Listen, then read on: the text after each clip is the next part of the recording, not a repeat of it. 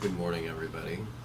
I don't know where you are at or what time of the day you're watching this, but it's morning here in Hawaii when I'm recording this.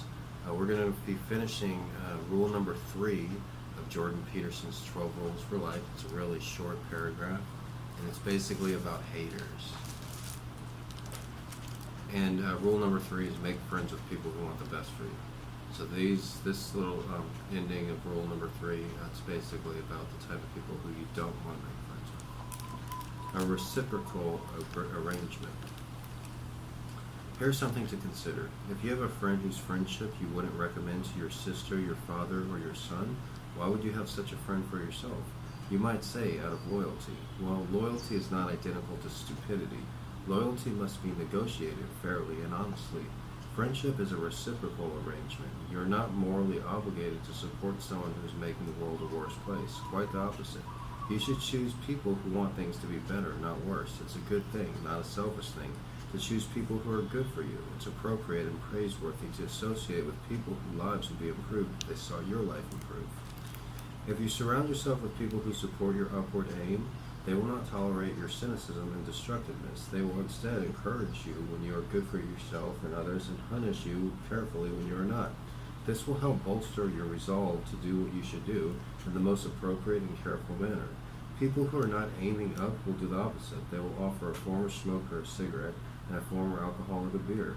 They will become jealous when you succeed or do something pristine. They will withdraw their presence or support or actively punish you for it.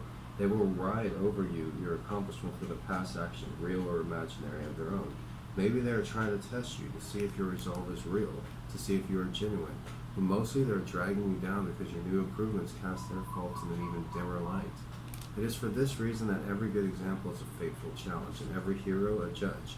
Michelangelo's great marble, David, cries out to the observer, "You could be more than what you are." When you dare aspire upward, you reveal the inadequacy of the present and the promise of the future. Then you disturb others in their depths of their souls, where they understand that their cynicism and immobility are unjustifiable. You play Abel to their Cain. You remind them that they're ceased caring not because of life horrors, which are undeniable, but because they do not want to lift the world up on their shoulders where it belongs. Don't think that it is easier to surround yourself with good, healthy people than with bad, unhealthy people. It's not. A good, healthy person is an ideal. It requires strength and daring to stand up near such a person. Have some humility, have some courage, use your judgment, and protect yourself from too uncritical compassion and pity.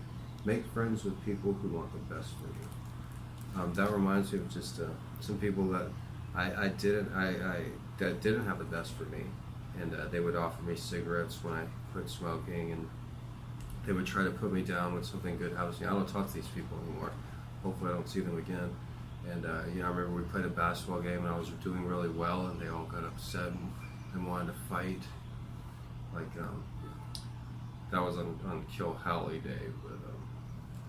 But anyways, and that was here in Hawaii. Howley is a white person. But the fact of the matter is, it's good to make friends with people who want the best for you.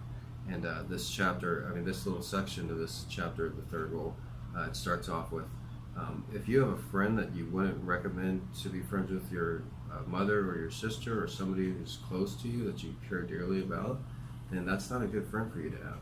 And I would think of like some people that are close to me at the church I go to, and then I would think about this other group of people that I mentioned that beat me up on the basketball court, and I think, wow, I would never want the people from the church coming and meeting these people over here. And then I thought, that's exactly, I'm like, why am I justifying me being around these people when they don't have my best interests in mind? But if you liked my reading, click the thumbs up button. More important, hit the subscribe button and send this to one person, put it on your Facebook or something like that. My name is Gregory Brandt, and check out my own book. It's called Gonzo Education. There's a link on this video, and there's a series of videos of me reading that book as well. Thanks for your time, and have a nice day.